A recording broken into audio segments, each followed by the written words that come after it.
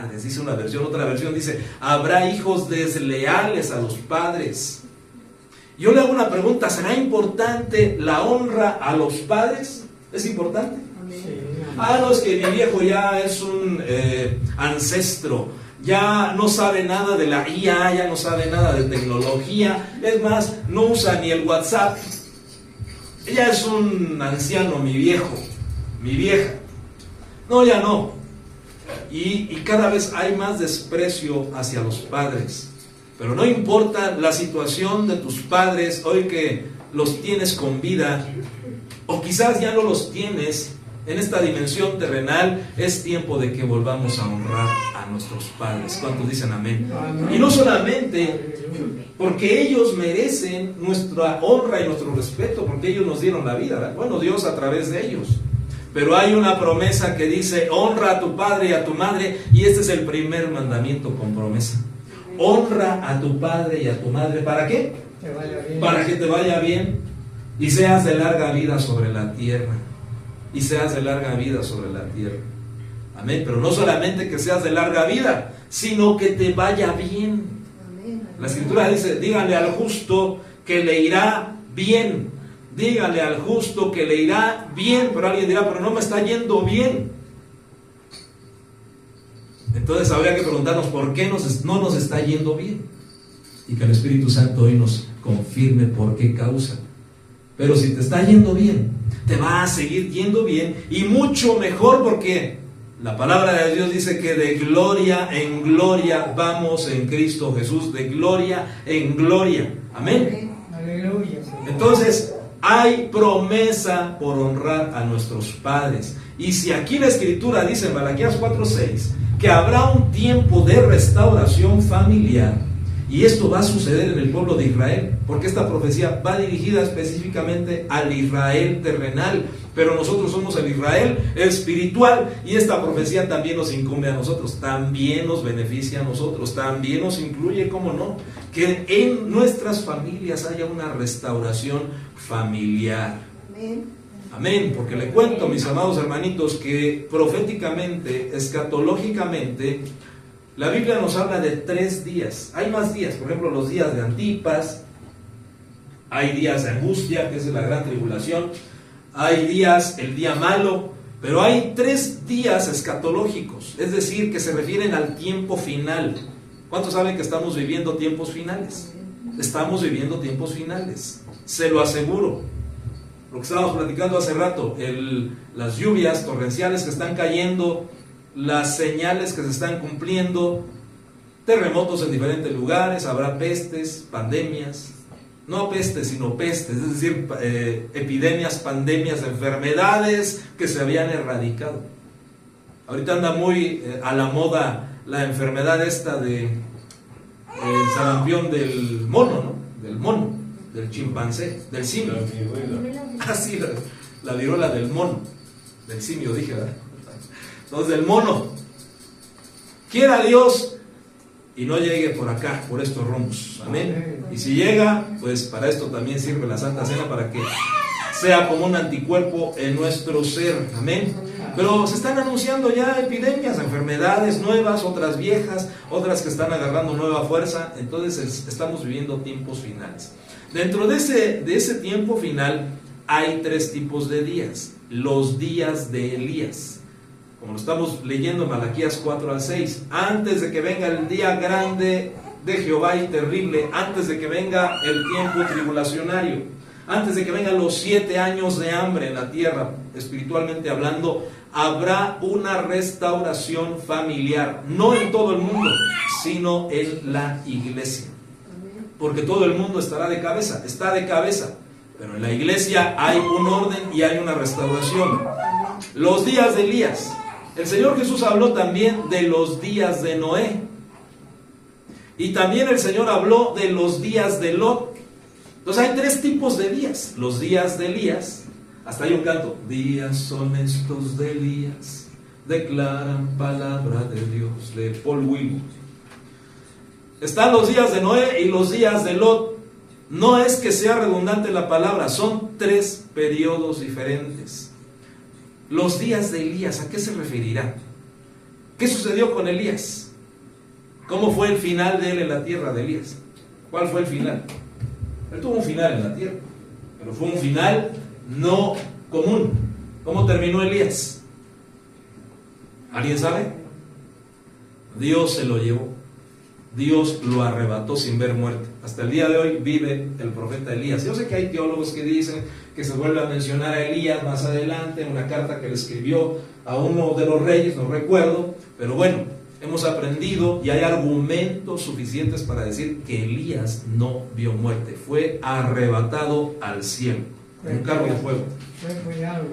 Fue preservado como Enoc, también como el apóstol Juan, entre otros, como el apóstol Pablo. Entonces Elías fue arrebatado. Los días de Elías nos hablan entonces del tiempo del arrebatamiento de la iglesia. Los días de Noé, ¿qué sucedía en los días de Noé? Había una mezcla genética, Génesis 6. Había hijos de hombres, las hijas de los hombres, había gibores, había nefilim, había mezclas en las razas humanas. Hoy en día hay una contaminación tremenda en la humanidad.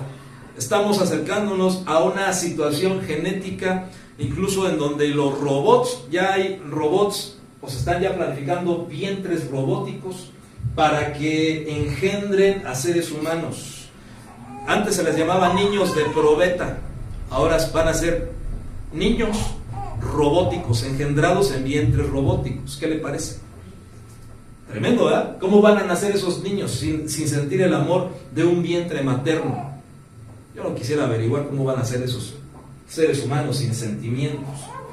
Habrá también seres humanos, mitad robots y mitad humanos, los famosos cyborgs o cyborgs, entre otras cosas. Y también la corrupción sexual del homosexualismo, la igualdad de género, mucha contaminación en el mundo. Los días de Noé. ¿Qué más sucedía en los días de Noé?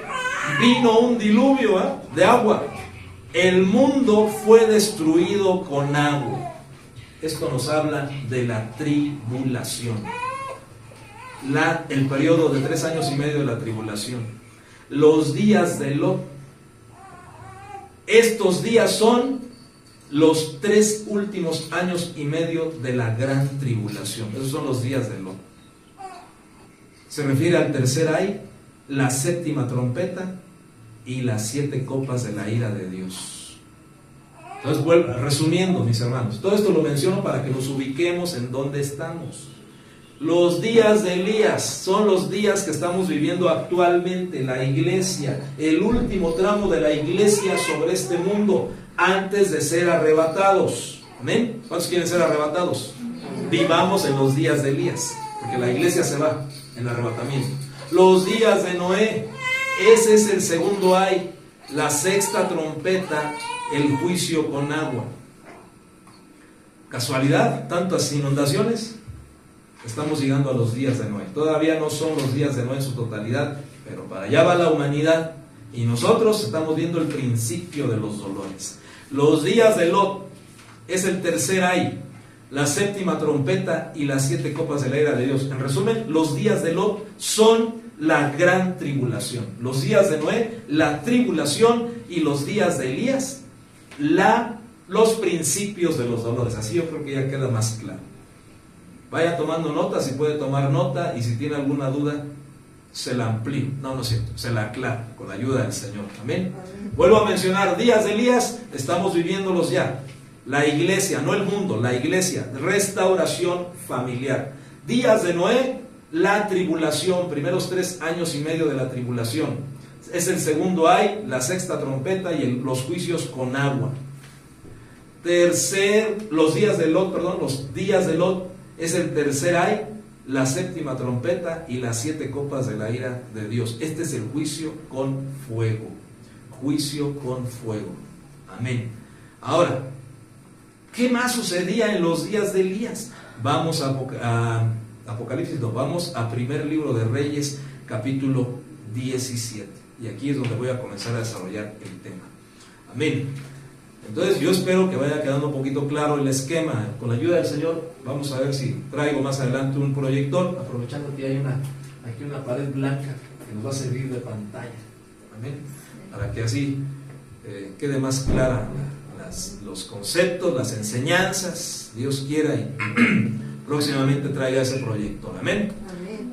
Gloria a Dios. Entonces oremos para que eso se confirme.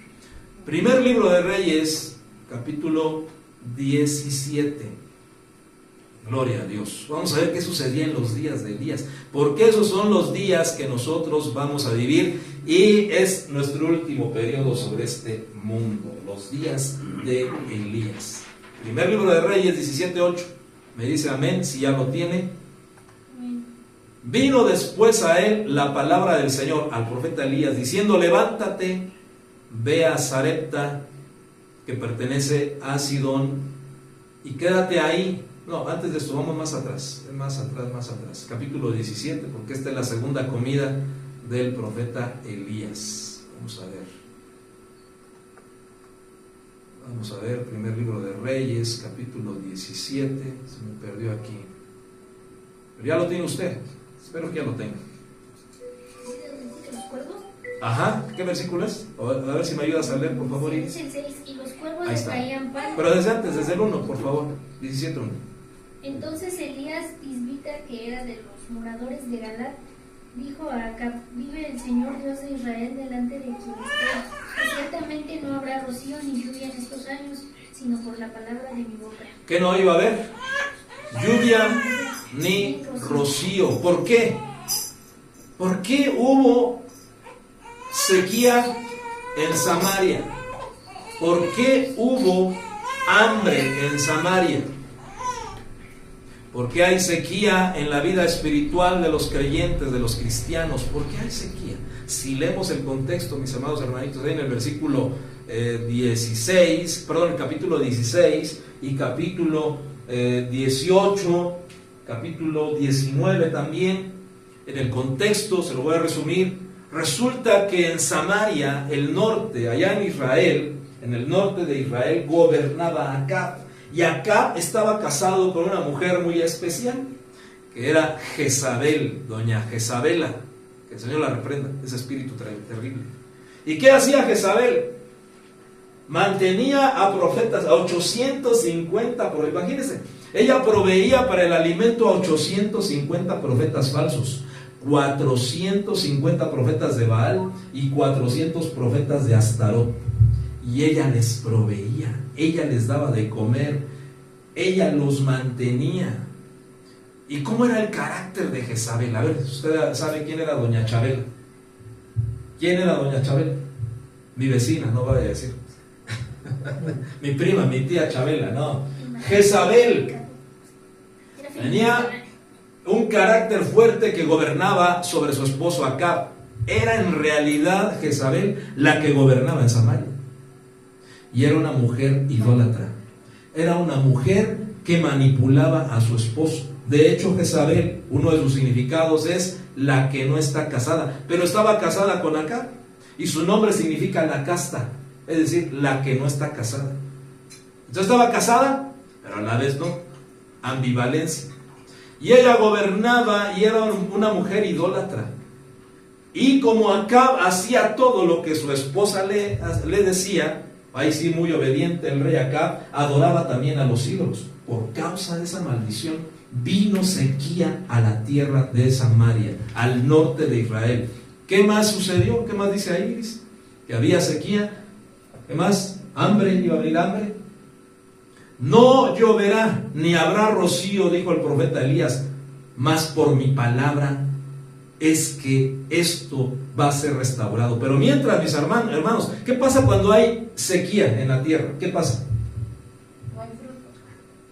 No hay fruto. Al no haber fruto, no hay alimento. Las bestias del campo no se alimentan, mueren de hambre. Y al no haber carne, ¿qué pasa con el ser humano? No hay verduras, no hay fruto, no hay comida. Pura sequía. Pura sequía. Entonces, la sequía provoca hambre. Pero ¿qué provoca la sequía, mis hermanos? ¿De acuerdo a lo que estamos platicando? ¿Qué provocó la sequía? La idolatría, la desobediencia, la rebelión. Pues muchas veces el que nosotros estemos pasando por una sequía, puede ser espiritual, una sequía material, una sequía emocional, puede ser resultado de una idolatría. Hermano, yo ya no tengo ídolos en mi casa, fíjese. Ya no tengo ahí a San Jerónimo, ya no tengo ahí a San Juditas de cabeza. Gloria a Dios, qué bueno. Pero hay otros tipos de idolatría. Te voy a decir, los que aman el dinero. Los que aman a algo más que a Dios. Vanidad de vanidades. Todo lo que pones antes que el amor a Dios, eso es un ídolo. Y eso Dios lo aborrece. ¿Cómo debemos de amar a nuestro Dios? ¿Cómo? Con tus obras de tiempo. Ay, hoy terminé temprano, hoy sí voy a orar. Eso es darle las obras a Dios. Pero Dios no quiere obras. ¿Qué quiere? Todo tu corazón, que le ames con todo tu mente, tu corazón, todas tus fuerzas. Amén. Si no le amamos así, es porque tenemos ídolos. Y un ídolo puede ser un área, un pecado oculto, un vicio. Todo eso puede ser un ídolo. ¿Cuántos ídolos tendremos, mis hermanos? No me respondan. Y si no derribamos esos ídolos, entonces puede provocar sequía espiritual en tu vida. Hambre que no puede ser satisfecha. Y no solamente puede ser espiritual, como te mencioné, puede ser emocional, puede ser material también, puede ser física. Queremos recibir restauración, provisión. Hagamos caso a la palabra profética, porque hasta que Elías dijo, ahora sí ya va a llover acá, prepárate, porque por mi palabra va a caer lluvia. Jehová mandará nuevamente lluvia. Pero ¿sabes cuántos años fueron de sequía, de hambre, de escasez? Fueron 3 años y medio. 3 años y medio. ¿Cuánto duró la pandemia? Perdón, la pandemia. ¿Cuánto duró? 2 años. Y ya el mundo no aguantaba. Ya no aguantaba el encierro, ya no aguantaba el no trabajar, ya no aguantaba el aislamiento social. Ni siquiera llegó a 3 años. Imagínense un hambre prolongada durante 3 años y medio. ¿Cuál era la desesperación de Israel? Y ni aún así Israel dejó de adorar ídolos. Qué terrible que pasando por juicio, pasando por prueba, no entendamos que podemos tener ídolos delante de nosotros. Entonces, esa era la situación allá en Samaria. ¿Qué más dice? ¿En qué versículo te quedaste, por favor? ¿Qué dice? Y vino a Elías la palabra del Señor diciendo, sal de aquí y dirígete hacia el oriente y escóndete junto al río Kerit, que está al oriente del Jordán. Amén. ¿A dónde lo mandó Dios al profeta? Junto al arroyo. Al arroyo de Kerit. ¿Y sabes qué significa Kerit? Significa cortante, cortar. Nuevamente vemos ahí, ¿a dónde Dios dirigió a Elías? A un lugar en donde debía de cortar. ¿Qué cortó? ¿O qué mensaje obtenemos de ahí? Que debemos de cortar con nuestro viejo hombre, debemos de cortar con el pecado, debemos de cortar con la idolatría. Pero tenía una ubicación muy interesante, el arroyo de Kerit. Pero si había sequía, mis hermanos, ¿cómo es que había un arroyo? Porque todavía no se secaba. Todavía no se secaba, ¿eh? Como Dios reserva siempre algo para sus siervos. ¿Cuántos dicen amén? Y para su pueblo. Aunque haya sequía, aunque haya escasez, siempre va a haber una reserva para el pueblo de Dios. En este caso, Él reservó un arroyo llamado Kerit. Estaba al oriente del Jordán. ¿Y qué significa Jordán? ¿Alguien sabe qué significa Jordán? El que desciende. El río Jordán es el río más bajo en todo el mundo. Está, me parece que a 900 metros por abajo del nivel del mar. A 900 metros por debajo del nivel del mar. Entonces es el río más bajo. Y se dirigía hacia el mar muerto. Tiene un significado. Entonces, ¿y a dónde fue bautizado nuestro Señor Jesús? En el río Jordán. ¿A dónde fue enviado Juan el Bautista? Al río Jordán. ¿Cuál fue la última parada del profeta Elías antes de ser arrebatado? El río Jordán. ¿Dónde comenzó el ministerio de Eliseo? En el río Jordán. Muchas enseñanzas del río Jordán, ¿verdad? El que desciende. Entonces, ¿qué quería Dios mostrarle a Elías? Tienes que descender, Elías, tienes que humillarte. Ve hacia el oriente del Jordán y allá se te dirá lo que debes de hacer. Mientras espera y mientras eso suceda, vamos a ver aquí la primera comida de Elías. Él tuvo más comidas seguramente, pero la escritura nos habla de 3 comidas que él hizo, muy especiales. Esta es la primera. ¿Qué más dice Iris, por favor? Y beberás del arroyo, y he ordenado a los cuervos que te sustenten allí. ¿Qué tipo de aves son los cuervos? Carroñeros. ¿Qué comen? Carne. Elías, yo he mandado a estas aves que comen carne a que no coman carne y te lleven la carne a ti. Extraño, ¿verdad? Totalmente sobrenatural. Dios le dio un arroyo a Elías. Dios le mandó comida a Elías. ¿Cuántas veces comía Elías? Mañana y tarde. En la mañana, o sea, no comía sus 3 comidas, pero comía 2 veces al día. ¿Y qué comía? Carne. ¿Qué más? Pan y carne. Pan. ¿Y qué más? Y bebía del arroyo. ¿Qué más quería Elías? Tenía su riachuelo, lo que hace rato platicaban, ¿verdad? Mucha gente le gusta vivir junto al río. ¿Por qué será? Porque hay agua, hay frescura, es rico estar ahí, el oír el correr de las aguas relaja. No sé si ustedes sabían que hay mucha gente que pone, cuando no puede dormir, el sonido de un río corriendo. ¡Ah, qué rico! Así corriendo el agua. Y eso relaja. Entonces Elías fue enviado por Dios a ese oasis, a ese lugar en donde no había hambre, no había escasez, no había sequía, y al contrario, cuervos le llevaban de comer al profeta 2 veces al día. Pero vea ahí, vea, le llevaban pan y le llevaban carne. Los cuervitos ofrendaban su comidita al profeta Elías 2 veces al día. Y bebía agua del arroyo de Querid. Ahí está una representación de la Santa Cena, mis hermanos. Porque el cuervo es un ave carroñera, se alimenta de carne muerta, de hecho hasta podrida. Nuestro Señor Jesús, Él tomó forma de pecado, de carne podrida por nosotros, y Él se ofreció a morir en una cruz. Hoy vamos a celebrar, a conmemorar su muerte, porque a través de su carne nosotros somos sustentados. Ahora, casualmente, en 2 ocasiones al día, Dios le mandaba al profeta su alimento. En la hora del sacrificio de la mañana y en la hora del sacrificio en la tarde. Se ofrecían 2 corderos allá en el templo. En ese entonces ya había un templo, y entonces se ofrecían 2 sacrificios: el sacrificio de la mañana y el sacrificio de la tarde. ¿A qué hora nuestro Señor Jesús fue crucificado? En la mañana. Y murió en la tarde, cubriendo así los 2 sacrificios en el templo, nuestro Señor Jesús. Y a través de su sangre bebemos del arroyo espiritual de Querid. Amén. Entonces aquí vemos una representación de la Santa Cena. En medio de la sequía, en medio del hambre, en medio de la escasez, Dios proveyó sustento al profeta Elías. ¿Pero qué más sucedió? Iris, vamos a seguir leyendo, por favor. Él fue e hizo conforme a la palabra del Señor, pues fue y habitó junto al arroyo Querid, que está al oriente del Jordán. Y los cuervos le traían pan y carne por la mañana, y pan y carne al atardecer, y bebía del arroyo. Y sucedió que después de algún tiempo el arroyo se secó, porque no había caído lluvia en la tierra.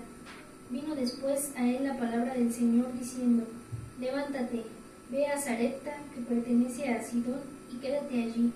He aquí, yo he mandado a una viuda de allí que te sustente. Amén, hasta ahí. ¿Qué vemos, mis hermanos? Ah, qué sabroso, ¿verdad?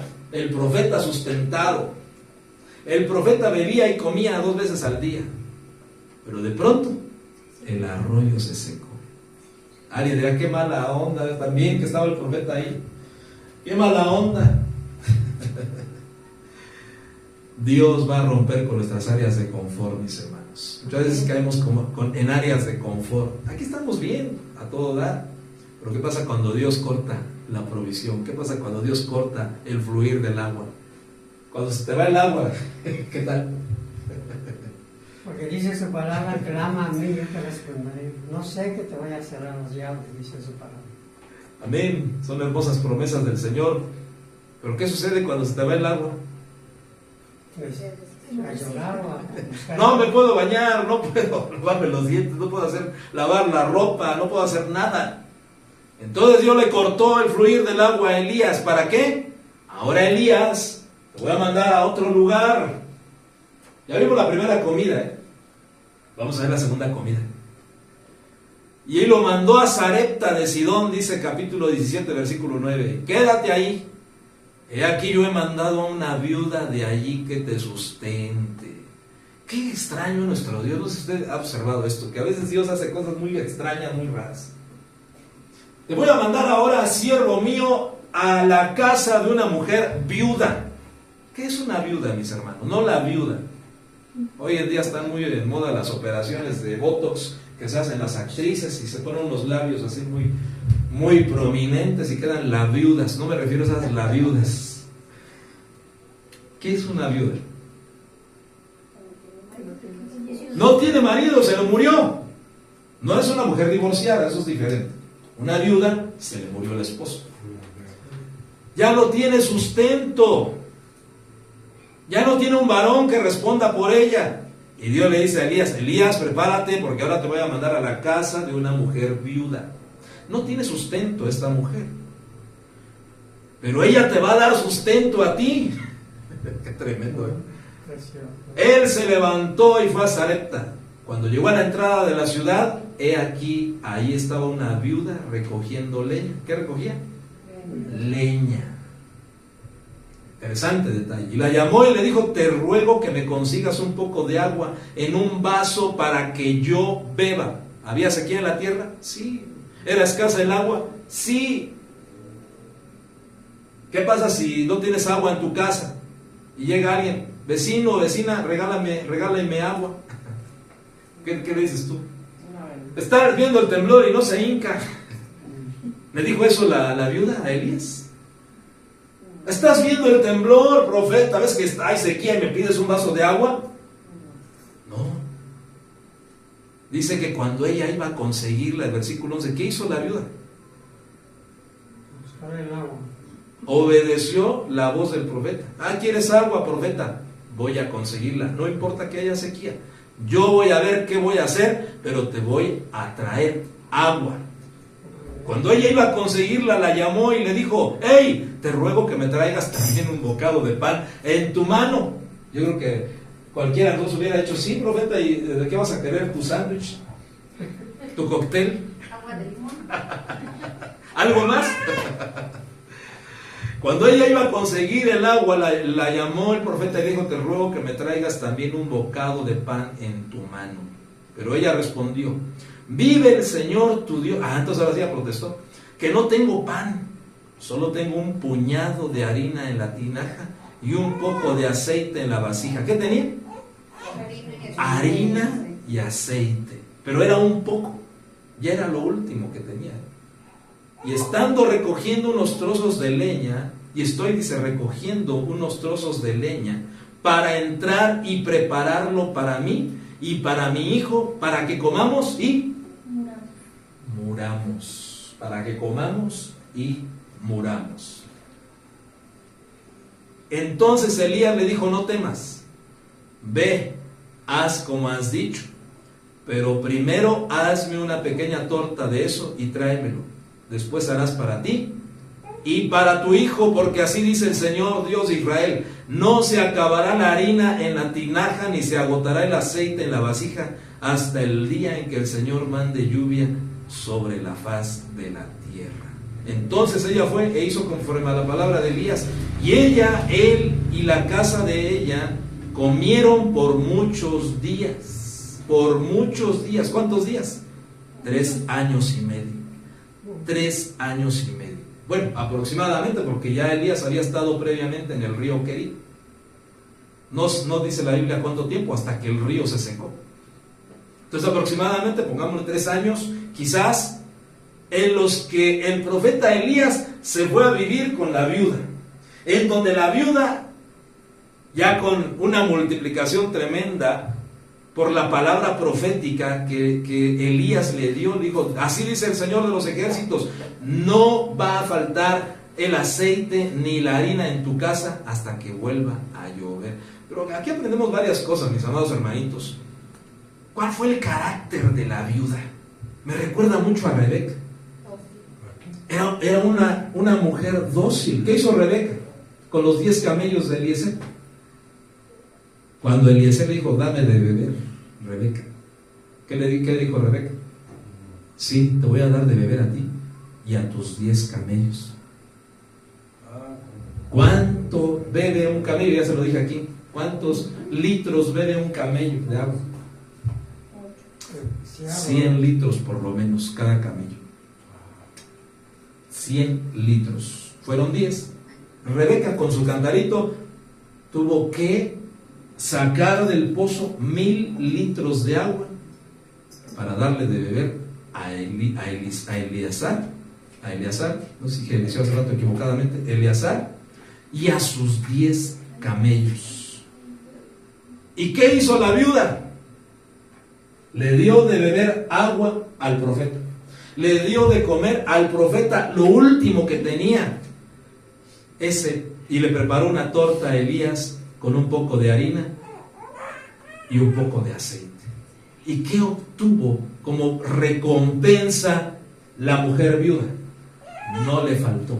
Mucha bendición. No le faltó aceite ni harina en todos los días hasta que volvió a llover sobre la tierra. Esta es la segunda comida del profeta Elías. Aquí ya veo que hay una comida profética que él hace, que bendice a aquellos que proveen para el siervo o para el profeta. Amén. Entonces siempre, por eso el Señor Jesús dijo, de cierto les digo que no hay quien dé por lo menos un vaso de agua a uno de mis pequeños siervos, que no quede sin recompensa. ¿Cuántos tienen un Dios galardonador? Hebreos dice que Dios es galardonador ¿de qué? ¿De quiénes? De los que le buscan, de los que tienen fe. ¿Usted tiene fe? ¿O es feo? No, usted tiene fe. Amén. Entonces, usted es galardonado, usted tiene una recompensa, porque Dios, nuestro Dios es un Dios recompensador. Entonces esta mujer, bien que sabía qué hombre era este, que le pidió agua, le pidió de comer y miren, ¿qué diría el humanista? Qué mala onda del profeta, porque está viendo que es una mujer viuda, no tiene marido, no tiene sustento, y todavía tiene el descaro de pedirle de comer, de pedirle de beber. Eso diría un humanista. Pero esta mujer hizo lo correcto delante de los ojos de Dios. Entonces el hacer lo correcto a los ojos de Dios muchas veces es no agradar al hombre. ¿Para qué vas allá tanto tiempo a la iglesia? ¿Para qué vas a perder el tiempo? Eso dice el humanismo. Pero usted ha escogido la mejor parte, y la mejor parte no le será quitada. Esa parte que tenía María. ¿Y a dónde estaba María? Mientras Marta, ¿qué hacía? Afanada en el quehacer. ¿Qué hacía Marta? Barriendo, trapeando. ¿Y María dónde estaba? A los pies del Señor, oyendo la palabra del Señor. Y cuando Marta le reclama al Señor: Señor, ¿no te da pena que mi hermana esté ahí sentada junto a tus pies perdiendo el tiempo mientras yo, mira cuánto estoy trabajando para atenderte, Señor? ¿Qué le dijo el Señor? Marta, Marta, tus muchos afanes te agobian, mas yo te digo que tu hermana escogió la mejor parte, está a mis pies. Hoy tú y yo, hermano y hermana, estamos en la mejor parte. Vamos a comer el pan que representa la carne de nuestro Señor y a beber la copa que representa su sangre. Amén. Y dice aquí, volvemos al primer libro de Reyes, capítulo 17, versículo 15. Entonces ella fue e hizo conforme a la palabra de Elías, y él y la casa de ella, es decir, su hijo, también ahí se incluyó, comieron por muchos días. La harina de la tinaja no se acabó, ni se agotó el aceite de la vasija, conforme a la palabra que el Señor había hablado por medio de Elías. ¡Qué bendición! Hoy vamos a comer el pan del Señor, que es su carne. ¿Cuántos panes multiplicó el Señor en total? A ver si se acuerdan de esa enseñanza. ¿Cuántos panes multiplicó el Señor? 5 panes. Primero 5 panes. Y luego, ¿por qué hizo 2 multiplicaciones? Mandó 10. Y luego multiplicó 7. 5 primero y luego 7. Sumando un total de 12 panes. ¿Cuántos panes había en la mesa de la proposición? 12. Entonces el pan, cuando comemos el pan, estamos comiendo la multiplicación. Estamos comiendo la habilitación para que todo lo que hagamos se multiplique. El fruto de tu trabajo, el amor a tu familia, el amor de Dios en ti se multiplica. ¿Cuántos dicen amén? Entonces el pan nos habla de multiplicación. Y aquí dice que la harina y el aceite fueron multiplicados por muchos días. Entonces al comer la Santa Cena y al beber la sangre del Señor, estamos comiendo multiplicación por muchos días. Hasta aquí todo está hermoso, ¿eh? Qué bello. Ya la viuda se encargó de sustentar al profeta y a su hijo. Incluso algunos dicen, no dice esto en la Biblia, pero alguien se imaginó que hasta la viuda puso un almacén de aceite y de harina y se puso a vender ahí en su casa. Ya puso una empresa ahí. Harina y aceite se llama de CB divinos, y se encargó de su negocio. Amén. Versículo 17. Y sucedió que después de estas cosas se enfermó el hijo de la mujer, dueña de la casa, y su enfermedad fue tan grave que no quedó aliento en él. ¿Qué sucedió? Murió su hijo. ¿No será, mis hermanos, que la maldición que anunció esta mujer viuda cuando le dijo al profeta: no tengo más que un poco de aceite y un poco de harina y vamos a comerlo? Y después, ¿qué dijo? Moriremos. Por eso mucho cuidado lo que digamos con nuestras palabras, mis hermanos, porque lo anunció la viuda. Dijo: después de que comamos esto, mi hijo va a morir y yo también voy a morir. No murió ella, pero sí murió su hijo, por esas palabras que ella declaró. Cuidemos nuestras palabras, mis hermanos, porque la maldición puede alcanzar. No maldigas a tus hijos, no declares muerte sobre ellos. ¿Qué debes de proclamar? Bendición. Yo te hago una pregunta: ¿cuándo fue la última vez que diste una bendición a tus hijos? ¿Bendeciste? Sí, se ve, bendeciste. ¿Cuándo fue la última vez el que dijo: déjame, ven, voy a orar por ti, tengo en mi corazón bendecirte, que el Señor te bendiga, que el Señor te prospere, que tú logres lo que yo no logré, que tú veas la gran... ¿Cuándo fue la última vez? O la última vez que recuerdas fue una maldición. Ay, mi hijo el huevo, perdón, el flojo, mi hijo el holgazán. No. Ay, ¿qué estás haciendo, mi hermano? ¿Qué estás haciendo? Maldición, ¿verdad? Y la palabra de un padre, de una madre, tiene mucho peso. Lo vemos aquí. La viuda dijo: después de que comamos el aceite y después de que prepare la harina, lo poquito que tengamos, mi hijo y yo vamos a morir. Vamos a ver qué tremendo. Versículo 18. Y ella dijo a Elías: ¿qué tengo que ver contigo, oh varón de Dios? Has venido, pongamos mucha atención, para traer a memoria mis iniquidades y hacer morir a mi hijo. Ay, aquí vemos otra cosa bien tremenda. ¿Qué alcanza usted a ver ahí en esas palabras? Yo no lo había visto, A ver si usted lo ve. La maldición alcanzó al hijo, pero ¿qué más sucedió aquí? ¿Qué más sucede? Vuelva a leerlo. Y sucedió que después de estas cosas se enfermó el hijo de la mujer, dueña de la casa, y su enfermedad fue tan grave que no quedó aliento en él. Y ella dijo a Elías: ¿qué tengo que ver contigo, varón de Dios? Has venido para traer a memoria mis iniquidades y hacer morir a mi hijo. ¿Qué vemos? Estaba castigando, ¿no? Ajá, ¿pero por qué? ¿Ah? Por su pasado. Has traído a memoria mis iniquidades. Y una iniquidad es un pecado ya muy grave.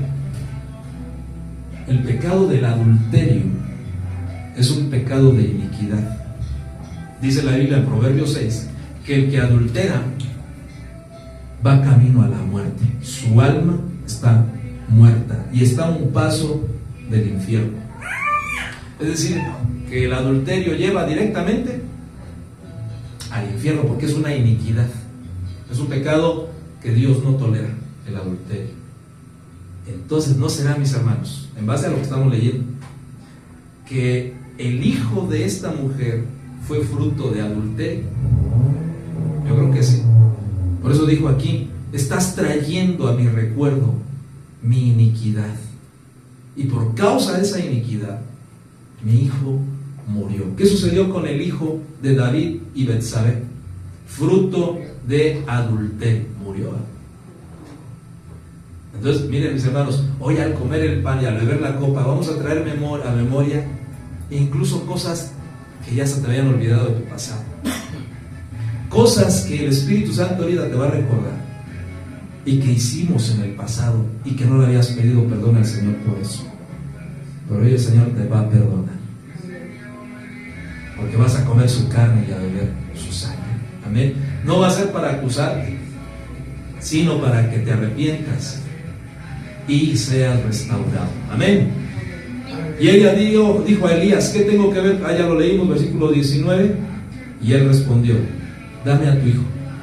Y él lo tomó en su regazo y lo llevó a la cámara alta donde él vivía, y lo acostó sobre su propia cama. Clamó al Señor y dijo: oh Señor Dios mío, has traído también mal a la viuda con quien estoy hospedado, haciendo morir a su hijo. Aquí también Elías tenía su prueba, mis hermanos. ¿Cómo se sintió Elías? Dijo: por mi causa a esta mujer se le murió su hijo. Pero no era tanto por la causa de Elías, pero él se sintió redargüido, se sintió acusado. ¿Y qué le dijo a Dios? Mira, Señor, qué mal has traído a esta mujer y a su casa. Estoy hospedado en su casa, me da de comer día y noche y todavía haces morir a su hijo. Pero ¿sabes qué enseñanza obtenemos aquí? Que hoy recordamos la muerte del Hijo de Dios. Porque aquí hay otra figura de la Santa Cena. Hubo un hijo que murió, el hijo de la viuda, pero el Hijo de Dios murió por nosotros, para que hagamos memoria de nuestros pecados y seamos restaurados. ¿Qué más sucedió? Entonces se tendió 3 veces sobre el niño. ¿Cuántas veces se tendió? 3. Ahí está. El primer, segundo y tercer día. ¿Qué sucedió al tercer día, mis hermanos? ¿Qué sucedió? Resucitó. El Señor Jesús resucitó. El Hijo de Dios resucitó. Después de las 3 ocasiones en que el profeta se echó sobre el hijo de la viuda, en la tercera ocasión este niño revivió, dice el versículo 22. En el versículo 21, entonces se tendió 3 veces sobre el niño, clamó al Señor y dijo: oh Señor Dios mío, te ruego que el alma de este niño vuelva a él. El Señor escuchó la voz de Elías y el alma del niño volvió a él y revivió. Y Elías tomó al niño, lo bajó de la cámara alta a la casa y se lo dio a su madre. Y Elías dijo: mira, tu hijo vive. Hoy el Señor te dice: yo vivo, yo resucité al tercer día para restaurarte, para darte una nueva vida. Entonces la mujer dijo a Elías: ahora conozco que tú eres hombre de Dios y que la palabra del Señor en tu boca es verdad. Amén. Vamos a ver la última de las 3 comidas que les mencioné. Le voy a meter acelerador porque ya me avanzó el tiempo. Primer libro de Reyes, capítulo 19. En otra ocasión voy a explicar por qué fueron 3 comidas, qué representa la primera. Ya de forma general la estoy mencionando, pero hay otra figura ahí que es necesario explicar. Primer libro de Reyes, capítulo 19, versículo 1. Y Acab le contó a Jezabel todo lo que Elías había hecho y cómo había matado a espada a los profetas. ¿Qué sucedió? En el capítulo 18, Elías, inspirado por el Espíritu de Dios, convocó a los 850 profetas falsos y les dijo: levanten su altar, escojan 2 bueyes, uno démelo a mí y otro para ustedes. Ustedes van a ser los primeros. para clamar a su Dios, Baal, desde la mañana. Van a clamar. Y si Baal hace descender fuego del cielo, entonces Baal es Dios. Pero si Jehová hace descender fuego del cielo, entonces Jehová es Dios. ¿Y qué sucedió en el capítulo 18, primer libro de Reyes? 850 profetas contra un profeta. ¿Y qué sucedió? Estuvieron clamando, dice la Biblia, desde la mañana hasta el mediodía. ¿Cuántas horas? 6 horas. Ahí están 6. 6 horas clamando a su Dios Baal. Dice que se rasgaban su piel con cuchillos, se sajaban su cuerpo, sangraban y clamaban, y dice que brincaban como locos a mediodía y no hubo respuesta. Y Elías, ¿saben qué hacía? Se burlaba de ellos y le decía: hey, su Dios a lo mejor está de vacaciones, o está sordo, está dormido. Hay una versión que me gustó, dice: o fue al baño su Dios y por eso no le responde. Yo creo que Elías se carcajeaba ahí. Se cansaron y dijo: está bien, llegó la hora. Ahora yo voy a levantar el altar de Jehová con 12 piedras. Y mandó que regaran agua varias ocasiones, me parece que fueron 3 ocasiones, en las que ordenó Elías que derramaran agua en el altar. ¿Había sequía? Había sequía.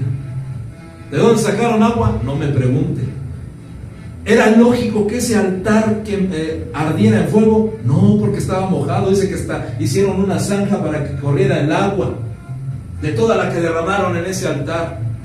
Y Elías se acercó al altar, cortó el toro o el buey en pedazos, y entonces puso la leña, acomodó la ofrenda en el altar, y entonces dijo: Señor, yo sé que tú eres el Dios verdadero. Ahora que descienda tu fuego a este altar y que queme esta ofrenda. Y enseguida dice que descendió fuego del cielo, creo que como un rayo que descendió. Y dice que quemó toda la ofrenda, quemó la leña, quemó las piedras, las pulverizó y chupó el agua, la absorbió. Y dijo el pueblo: Jehová es Dios. Fue una gran victoria, amén, que Dios le dio a su profeta, un profeta contra 850. ¿Y qué hizo Elías? Ahora vayan y apresen a aquellos 850 profetas y mátenlos. Más bien, tráiganmelos aquí, tráiganmelos, y yo los voy a degollar. Un profeta contra 850, nada más.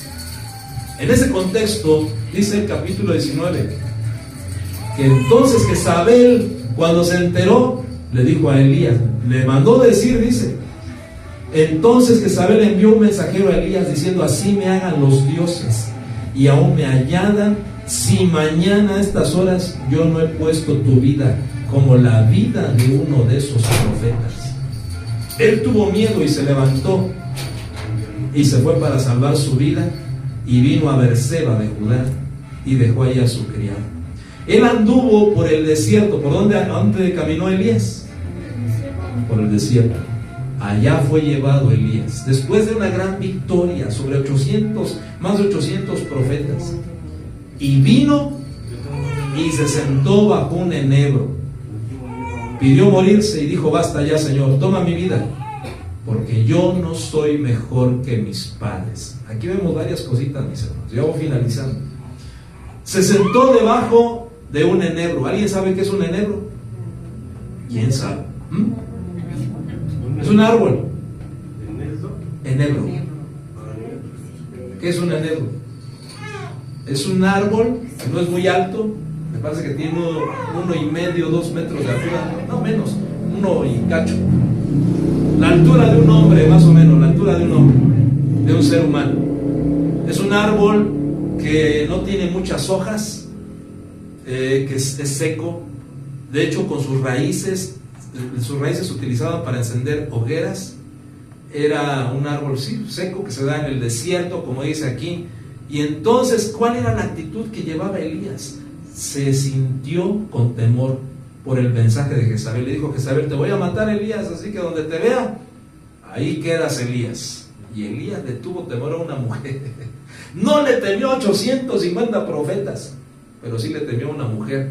¿Y sabe por qué? Porque esta mujer no era una mujer cualquiera. Esta mujer estaba endemoniada. Nada más y nada menos que la reina del cielo tenía posesión de esta mujer. Y por eso Elías tuvo temor, porque mire, si hubiera sido Satanás, Elías no hubiera temido, porque Baal es Satanás, que el Señor lo reprenda. Pero le temió a Jezabela, a doña Chabela. Le dijo, ahora sí, Elías, tienes 2 piecitos a correr. Porque ¿quién es la reina del cielo, mis hermanos? ¿Qué característica tiene? Esa es la jefa de Satanás, que el Señor lo reprenda. Y también que el Señor reprenda a la reina del cielo. Hemos platicado aquí que en el reino de las tinieblas no hay un rey, hay una reina. Y esa reina contrató a Luzbel. ¿Y quién es Luzbel? El príncipe de las tinieblas, ¿no? El príncipe de este mundo. Si es príncipe no es rey, porque arriba de él hay una reina. Y no es juego de palabras, mis hermanos. Pero ¿por qué temió Elías a una sola mujer? Porque esta mujer tenía el espíritu de la reina del cielo. Él tuvo miedo. Ahí dice el versículo 3, él tuvo miedo y se levantó y se fue para salvar su vida y vino a Berseba de Judá y dejó allí a su criado.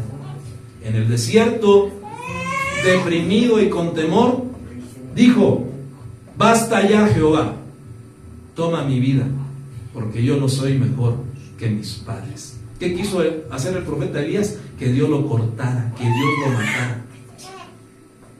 Quiere decir, mis hermanos, que antes de esto Elías se creía superior a sus padres. ¿Se dan cuenta?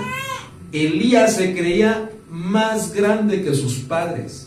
Y dijo, después de que fue amenazado y tuvo temor, dijo él: no, ya me doy cuenta que no, yo soy menor que mis padres. Y acostándose bajo el enebro, se durmió. ¿Qué es lo que hace una persona cuando está triste? Duerme. Un deprimido duerme, duerme y duerme. Entonces Elías se deprimió. Y aquí un ángel lo tocó y le dijo: levántate, come. ¿Quién lo despertó a Elías? Un ángel. Y le dijo: levántate, Elías, no estés aquí tristeando, levántate, come. Entonces miró, y aquí que a su cabecera había una torta cocida sobre piedras calientes y una vasija de agua. Comió y bebió y volvió a acostarse. O sea que todavía no se le había quitado su depresión. Comió y bebió. ¿Quién le dio esa comida? Un ángel. Ya no fue una viuda, ya no fueron cuervos, ahora fue un ángel, un mensajero del cielo, el que le dijo, versículo 7, y el ángel del Señor volvió por segunda vez, lo tocó y le dijo: levántate, come, porque es muy largo el camino para ti. Se levantó pues y comió y bebió, y con la fuerza de aquella comida caminó, no un día, no 2 días, no 3 días, 40 días y 40 noches. ¿Hasta dónde? Hasta Horeb, el monte de Dios. Hoy el Señor te dice: levántate, come y bebe, iglesia, porque muy largo camino te resta.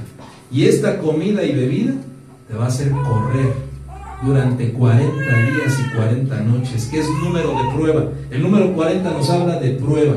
¿Cuántos años caminó Israel en el desierto? 40 años. ¿Cuántos años caminó Moisés en el desierto? 80 años. 2 periodos de 40 años. Entonces el número 40 nos habla de prueba, pero también nos habla de generación.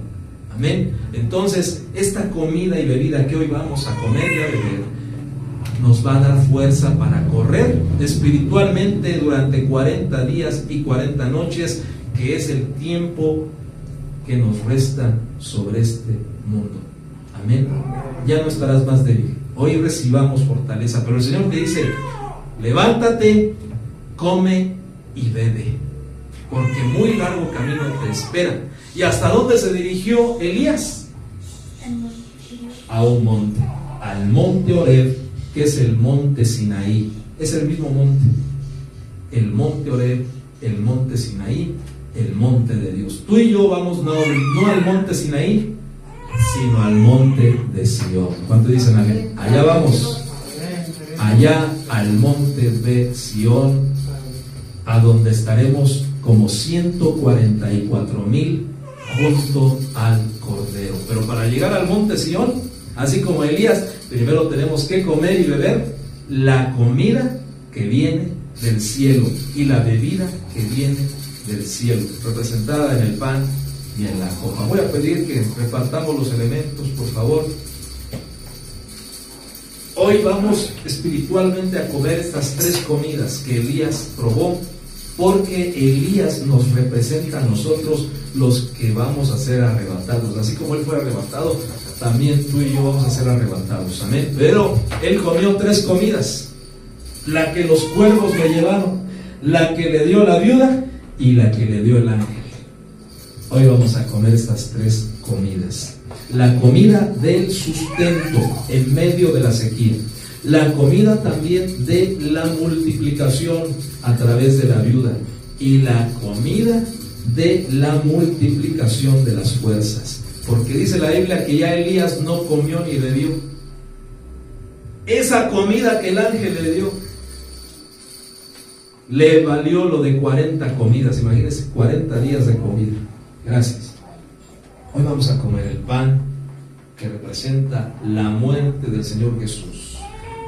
El Señor Jesús dijo, la noche en la que Él fue entregado, tomó el pan y dijo: tomen, coman todos de él, porque este es mi cuerpo que por vosotros es partido.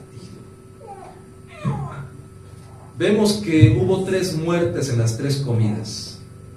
En la primera comida del profeta Elías se secó el río, murió el río. La segunda muerte vemos que murió el hijo de la viuda, que representa al Hijo de Dios que murió por nosotros. Y esta viuda dijo: ahora Dios trae a memoria mi iniquidad, porque seguramente ese hijo de esa viuda era fruto de un adulterio. Por eso ella se reconoció como pecadora. Pero también el profeta se sintió redargüido y dijo: por causa mía ha venido este mal a esta casa, a esta mujer. Por eso la palabra de Dios dice en primera carta a los Corintios, capítulo 11: por tanto, pruébese cada uno a sí mismo y coma así del pan y beba así de esta copa. Porque el que come y bebe sin discernir el cuerpo del Señor, juicio come y bebe para sí. Pero si nos examinamos a nosotros mismos, vamos a ser bendecidos. Examinémonos. Y en la tercera comida que hizo el profeta Elías, él mismo se quería morir. Vemos que hubo muerte en las tres comidas. Por lo menos un deseo de morir en Elías. Hoy hacemos memoria de la muerte del Hijo de Dios. El pan que tienes en tu mano representa la muerte del Señor. Y así como Elías, después de tenderse 3 veces en el cuerpo muerto del niño de la viuda, el niño revivió. El Señor Jesús resucitó al tercer día. Hoy, al beber la sangre de la uva, recordamos que el Señor resucitó al tercer día. Gracias, Señor, por tu sacrificio. Gracias, Señor. Elías comió 2 comidas de este ángel. Fue su tercera comida. Comió una torta cocida en fuego y bebió agua que este ángel le llevó. Recordemos que había sequía. Esa agua venía del cielo. Así como la sangre del Hijo de Dios vino del cielo. No era sangre humana, era la sangre del Altísimo. Gracias, Señor, por tu cuerpo. Gracias por la ofrenda de tu carne hace 2000 años. Hoy, al comer, Señor, tu cuerpo, que recibamos fortaleza para correr lo que resta de nuestra vida sobre este mundo. No sé, Señor, cuánto tiempo falte para tu regreso. Yo creo que falta muy poco tiempo, quizás algunos años. Te suplico, Señor, que al comer este pan, mis hermanos y hermanas sean fortalecidos, sean reanimados, sean sanados. Si tienen alguna necesidad, tú les multipliques, Señor, porque este pan representa tu cuerpo, el cual por muchos se partió Tu cuerpo fue partido, molido, y ha alimentado espiritualmente a millones durante estos 2000 años, desde que tú moriste en la cruz. Tu cuerpo fue multiplicado como aquellos 12 panes en aquellas 2 multiplicaciones en el desierto. Hermano y hermana, no importa tu desierto, Dios trae multiplicación. A Elías le proveyó en medio de sequía 3 comidas sobrenaturales. Dios te puede proveer para toda necesidad. Gracias, Señor, por tu cuerpo.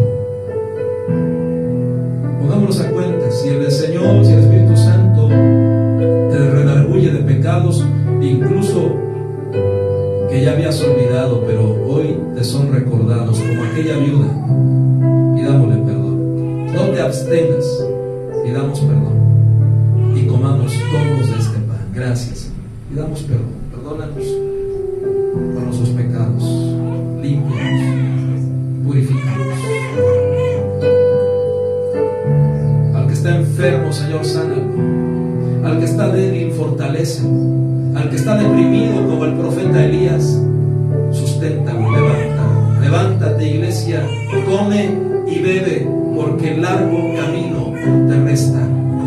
Será un largo camino si lo haces en la carne, pero si eres sustentado espiritualmente, vas a correr y a caminar. Nada te va a detener. Y en el día indicado subirás al cielo, como subió Elías.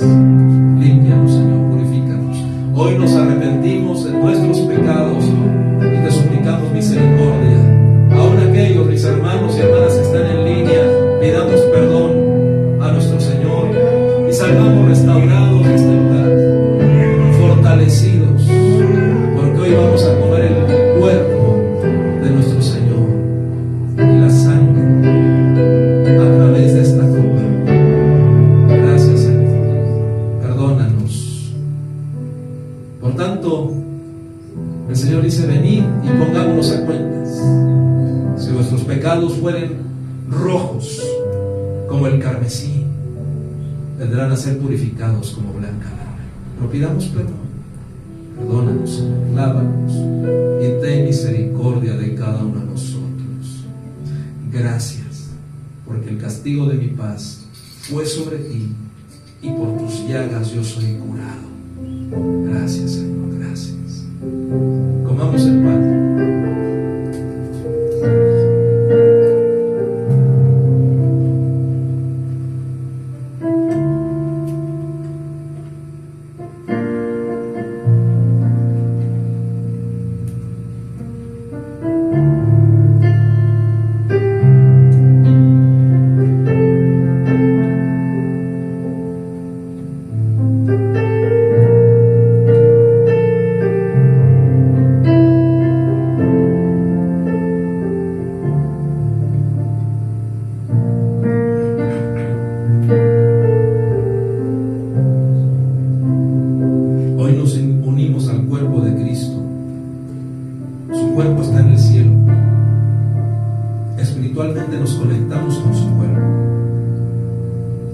Pablo dijo: la mesa de la bendición, el pan que comemos, no es la comunión con el cuerpo de Cristo, y la copa que bebemos no es la comunión con la sangre del Señor.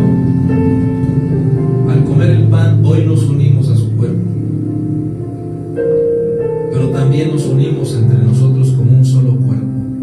Esto es discernir el cuerpo del Señor, saber que estamos unidos con Él, pero también que nosotros nos unimos. En esto conocerán que son mis discípulos, en que os amáis los unos a los otros. Hoy nos unimos como un solo cuerpo, en Cristo Jesús, en unidad y en amor. Gracias, Señor. Asimismo, después de haber cenado, tomó también la copa, diciendo: esta copa representa el nuevo pacto en mi sangre, la cual por muchos será derramada. Hagan esto en memoria de mí. Antes se hacían pactos cortando a un animal por la mitad. Por eso Abraham caminó entre animales partidos, mostrando así que Dios estaba haciendo un pacto con él, el pacto cortante, el pacto Querid. Elías bebió del arroyo de Querid, que significa cortante.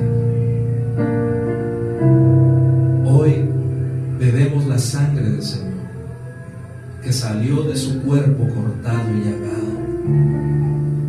Sangre fluyó de su frente, de su boca, de su barba, de su costado, de sus pies y de sus manos. 7 lugares de donde fluyó la sangre. Esta sangre nos limpia de todo pecado, de toda transgresión y de toda iniquidad. Perdónanos, Señor, nuestras faltas. Hoy te pedimos perdón, que salgamos de este lugar limpios, purificados, en el nombre de Jesús. Gracias por tu sangre, que fue derramada por los muchos, pero que por los pocos es bebida. Esta es verdadera bebida. La vida está representada en esta copa, la vida de la resurrección. Hemos comido la muerte, pero ahora bebemos la resurrección a través de tu copa. Bebamos la copa y recibamos liberación de ancestros, perdón de pecados y recibamos la vida eterna. En el nombre de Jesús bebamos.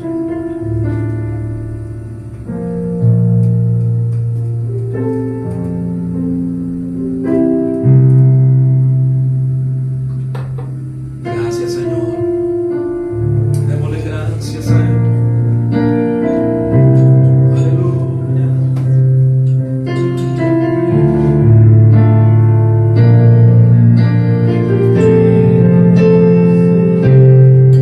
Manda el fuego.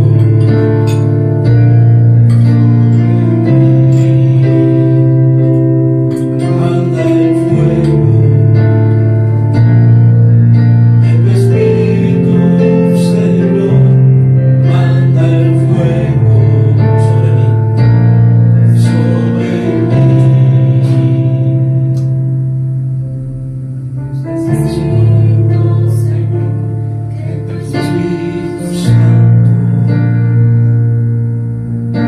llene todo mi ser, de tu gloria, tu poder. Que arda en mi corazón, con profunda pasión, por ver tu gloria, Señor.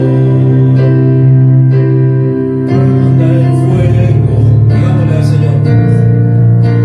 Tu Espíritu, Señor, manda el fuego sobre mí, sobre mí. Manda el fuego de tu Espíritu, Señor, manda el fuego sobre mí. Sí, Señor, manda tu fuego. Así como mandaste el fuego sobre el altar que edificó Elías, hoy nos subimos al altar en sacrificio vivo, santo y agradable a ti, como nuestro culto racional. Hoy toda carnalidad es quemada por el fuego del Espíritu, y si tu amor se había enfriado, hoy es avivado, para que seas una iglesia que arde, que tiene el fuego del Espíritu de Dios sobre sí. De tu Espíritu, Señor, manda el fuego sobre mí. Manda el fuego, manda el fuego. De tu Espíritu, Señor, manda el fuego sobre mí. La última vez, manda el fuego de tu